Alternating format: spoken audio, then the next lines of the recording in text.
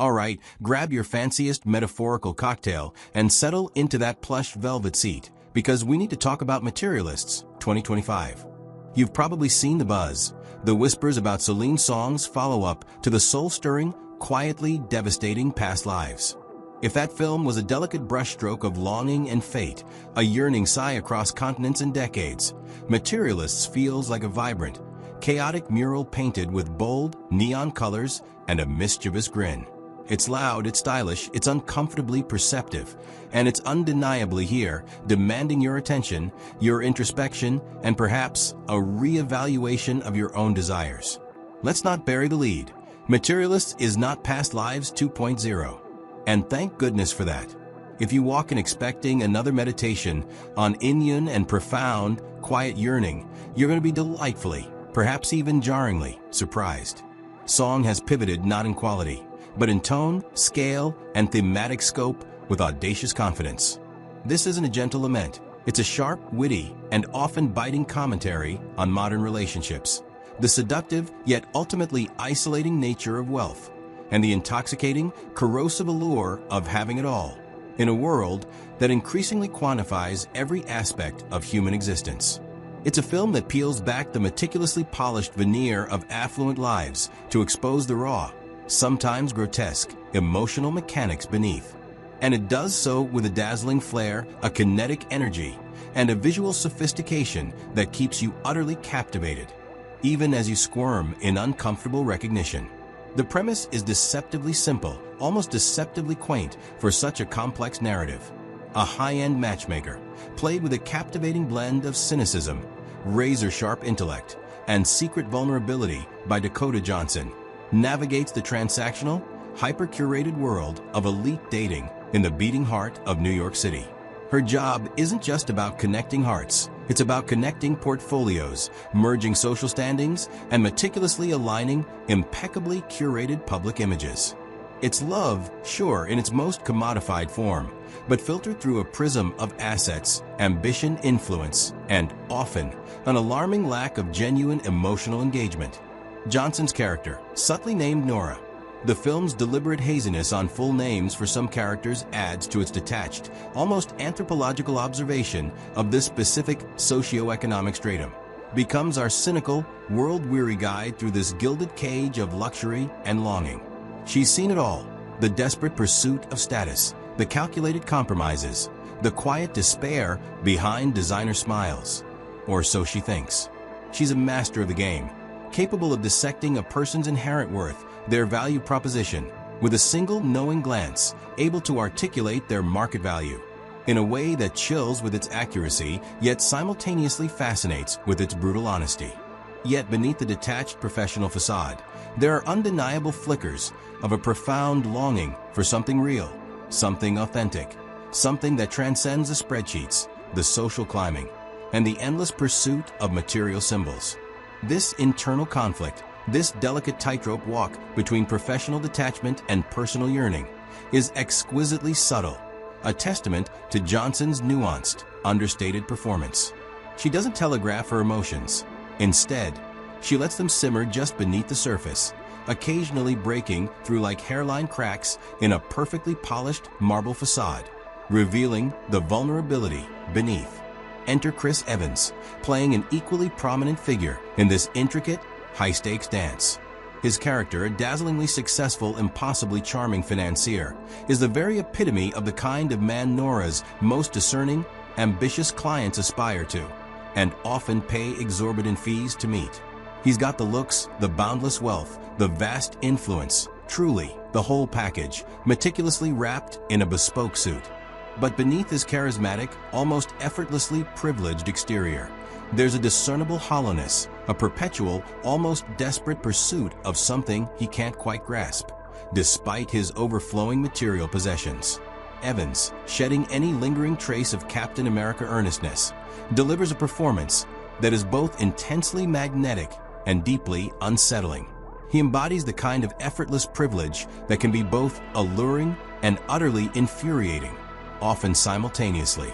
His perfectly sculpted smile could light up the most cavernous penthouse, Or it could just as easily hide 1,000 unspoken anxieties, a deep-seated dissatisfaction that even endless luxury cannot assuage. The chemistry between Johnson and Evans isn't conventional romance in the slightest. It's a simmering intellectual sparring match, a complex dance of power dynamics, shared understanding of a world few others inhabit, and perhaps a fleeting, almost dangerous hope that the other might hold the key to an elusive, authentic connection that money cannot buy. Their interactions are loaded with unspoken history, shared glances, and a mutual recognition of the unique, often isolating, burdens they carry. The third and arguably most fascinating leg of this intricate tripod is Pedro Pascal, who delivers a truly surprising and multi-layered performance as a man who, in a different kind of film, one less interested in subverting expectations, might be the clear, uncomplicated romantic lead. Here, he's an enigmatic counterpoint, representing a different kind of value, perhaps a more grounded, less overtly materialistic, and certainly less transactional one. His character provides a stark, almost jarring contrast to the opulent superficiality that permeates Nora's professional world. He's an anchor, a whisper of a different path, a tangible reminder of a life less consumed by acquisition. He challenges Nora's carefully constructed defenses, her professional cynicism, and her increasingly hardened worldview, forcing her to confront what she truly desires beyond the superficial trappings of success and status. Pascal injects his character with a quiet intensity, a genuine warmth, and a compelling moral compass that is incredibly compelling, making him far more than just a convenient plot device. His authentic, unassuming presence forces Nora, and by extension the audience, to ask the most fundamental questions. What are we truly valuing in our lives and relationships? What defines a successful existence, a truly meaningful connection? Is it the grand gestures, the obscenely expensive gifts, the perfectly manicured public image, or something far more intangible, something that whispers in the quiet moments? But Materialists is more than just a series of meticulously observed character studies. It's a vibrant, breathing organism of sharp social commentary, pulsating with the anxieties and aspirations of the 21st century elite. Celine Song's direction is nothing short of masterful in its ability to simultaneously embrace and critique the very world it so artfully depicts. She luxuriates in the aesthetics of wealth, the gleaming, almost alien skyscrapers that pierce the New York skyline, the impossibly chic, minimalist apartments with panoramic city views, the hushed, exclusive clubs where deals are made and futures are forged, the endlessly rotating display of designer clothes and accessories. Every single frame is meticulously composed, every shot imbued with a sense of deliberate artistry that borders on the painterly.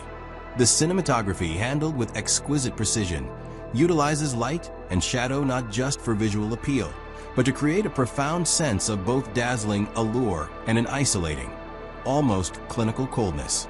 There are breathtaking, sweeping panoramic shots of the city that emphasize both its monumental scale and the tiny, often isolated lives playing out within its concrete canyons. The camera often lingers on objects, a perfectly stitched designer handbag, a piece of abstract art costing millions, a meticulously plated dish of nouvelle cuisine, elevating them to potent symbols of desire, aspiration, and perceived happiness, even as it subtly hints at their ultimate emptiness and the transient nature of their allure. This sophisticated visual language is absolutely crucial to the film's central urgent theme. We are inherently drawn to the shiny, seductive surfaces, but what happens when you dare to scratch beneath them, when the veneer begins to crack? The sound design and the accompanying score are equally vital in shaping the film's unique, often intoxicating atmosphere. The soundtrack is a meticulously, intelligently curated blend of modern pop, classical undertones that hint at timeless human dramas, and pulsating electronic beats that mirror the frenetic, ceaseless energy of New York and the often anxious, perpetually striving internal lives of the characters. There are moments of jarring, almost oppressive silence that amplify the discomfort of unspoken truths, the weight of unaddressed emotions, and then sudden, exhilarating bursts of music that sweep you up in the emotional current, pushing the narrative forward or punctuating a moment of profound realization. The delicate clinking of champagne glasses in hushed, exclusive lounges, the barely audible murmur of high-stakes conversations, the subtle, omnipresent hum of a city that truly never sleeps. All these auditory elements contribute to an immersive sensory experience that feels both hyper-real and deliberately hyper-stylized, pulling you deeper into the character's world. The thematic depth of Materialists is precisely where it truly shines, earning every minute of its carefully paced runtime and undoubtedly prompting endless, spirited post-screening discussions. The film dissects the complex concept of materialism from multiple, often unsettling angles. It's not just about the superficial love of physical possessions, though that's certainly present and visually emphasized. More profoundly, it's about the very materialization of relationships themselves, the insidious idea that love, companionship, and even core identity can be meticulously packaged, aggressively marketed, and cold-heartedly traded like commodities on an elite social exchange. Nora's demanding job as a matchmaker forces her to quantify human connection, reducing complex individuals to a neat set of desirable attributes, a meticulously compiled list of pros and cons, and ultimately, a financial ledger. The film relentlessly, unblinkingly asks, when everything, even human connection, becomes transactional, when every interaction is weighed against its potential return on investment, when every person is viewed through the lens of what they can provide or what they represent, what happens to genuine intimacy? Can true, unadulterated connection possibly flourish in an environment where everyone is constantly assessing their own market value and the market value of others, perpetually seeking to optimize their emotional and financial portfolios? It also, with a quiet but devastating precision, explores the inherent, profound loneliness that can accompany immense wealth and success. These characters, despite being constantly surrounded by unimaginable luxury, by a never-ending stream of exclusive social events, and often by other people, frequently exist in states of deep emotional isolation. Their relationships are often performative, meticulously designed to maintain appearances, to project a specific image, or to achieve narrowly defined social objectives, rather than truly fulfilling deep, authentic emotional needs. The film subtly, yet powerfully, critiques the pervasive illusion of happiness that wealth so often promises, revealing that beneath the curated, Instagram-ready lives, there's often a profound emptiness, a gnawing sense of dissatisfaction, and a terrifying lack of real connection. The relentless, often exhausting pursuit of the perfect partner, the perfect life, the perfect image, becomes an endless, unsatisfying treadmill, with each new acquisition bringing only fleeting satisfaction before the next desire. The next perceived lack takes hold. Furthermore, Materialists delves into the very nature of authenticity in a world utterly obsessed with curation and self-presentation. How much of our expressed identity is truly genuine, an unfiltered expression of our true selves, and how much is meticulously constructed, carefully performed to appeal to others, to fit seamlessly into a particular, exclusive social stratum. Nora, in her professional capacity, helps people craft these appealing, often deceptive facades. But in doing so, she also becomes acutely, painfully aware of how much of herself she has to suppress, to compartmentalize, or even to transform to survive, let alone thrive, in this cutthroat world. The film is a masterclass in showing, rather than simply telling, this deeply personal, internal struggle. It's manifested in the way a character hesitates just a beat too long before answering a seemingly simple question, the subtle, almost imperceptible shift in their posture when they feel observed, the fleeting, almost agonizing glimpse of raw vulnerability in their eyes before the impenetrable mask of composure clicks back into place. These small, human moments speak volumes. The dialogue, too, is another standout element that elevates the film. It's uniformly sharp, incisive, and often hilariously witty, loaded with layers of double meanings, unspoken truths, and simmering subtext. Characters communicate not just through the words they articulate, but profoundly through what they don't say, through the subtle power plays enacted in casual conversation, the thinly veiled condescension hidden behind compliments, the desperate attempts at emotional control.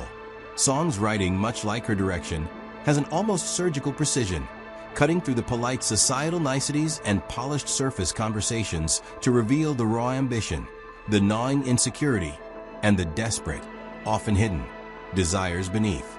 You'll find yourself replaying lines in your head long after the credits roll, marveling at their cleverness, their multi-layered resonance, and their unsettling accuracy in capturing the nuances of human interaction in this specific context. The conversations feel startlingly real, even when they're about hyper-unreal scenarios of immense wealth and privilege, precisely because the emotional undercurrents, the human frailties, are so palpably, unmistakably genuine. One of the most remarkable and commendable aspects of Materialists is its steadfast refusal to condemn its characters outright. While it unflinchingly critiques their choices, their values, and the societal systems they inhabit, it also imbues them with a profound, often tragic humanity. They are, in many ways, products of their environment, caught in a relentless, almost inescapable cycle of striving, acquiring, and performing, often without truly realizing the immense personal and emotional cost. You might not always like them, their decisions, or their motivations, but you invariably understand them. Their fears, their anxieties, their desperate, often misguided search for meaning in a world that consistently prioritizes superficiality over true substance. This nuanced, empathetic approach prevents the film from feeling preachy, didactic, or condescending. Instead, it invites a deeper level of empathy and introspection, forcing you to consider the pressures that shape these lives, the compromises they make, and perhaps to reflect on your own complex, often contradictory relationship with material desires and the pursuit of perceived success. Is Materialist perfect? Like any ambitious, thought-provoking film, it certainly has its particularities. The pacing, while largely effective in building its observational rhythm and allowing its themes to slowly marinate, might feel deliberately, almost provocatively slow in certain stretches for viewers accustomed to more traditional, faster-paced narrative propulsion. Song isn't interested in quick resolutions, convenient plot twists, or neatly tied bows.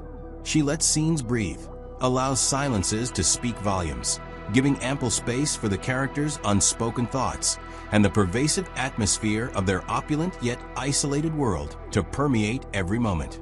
For some, this contemplative, almost meditative style might test their patience. For others, it will be an irresistible invitation to lean in closer, to truly immerse themselves in the film's intricate tapestry of human experience and social critique.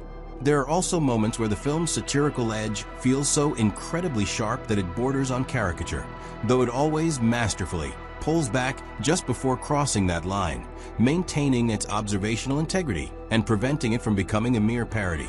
The ending, without revealing any specific plot points, is classic Celine song, ambiguous, profoundly bittersweet, and resonantly thought-provoking.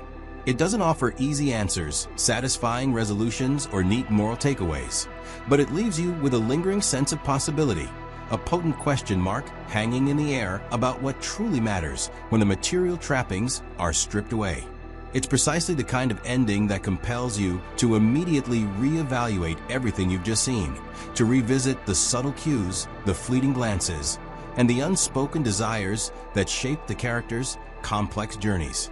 It's an ending that demands conversation, inviting viewers to fill in the blanks, to project their own hopes, fears, and understandings onto the lives of these complex, often flawed, yet undeniably human individuals.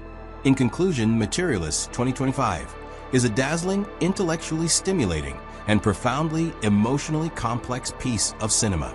It's a bold, confident step for Celine Song, proving her remarkable versatility and her unique, undeniable talent for crafting stories that resonate deeply with the intricacies of the human experience, even when filtered through a lens of extreme privilege and social stratification. Dakota Johnson, Chris Evans, and Pedro Pascal deliver career-defining performances, each bringing multi-layered depth and subtle nuance that elevate the already brilliant script. This is not just a film about money and relationships. It's a profound, unflinching exploration of modern existence, of what we chase, what we sacrifice, and what truly makes us feel alive and connected in an increasingly transactional world. It's a film that will undoubtedly spark vigorous conversations, provoke deep introspection, and linger in your mind, prompting ongoing reflection long after the credits have faded to black. Go see it. Let it challenge your perceptions. Let it make you think.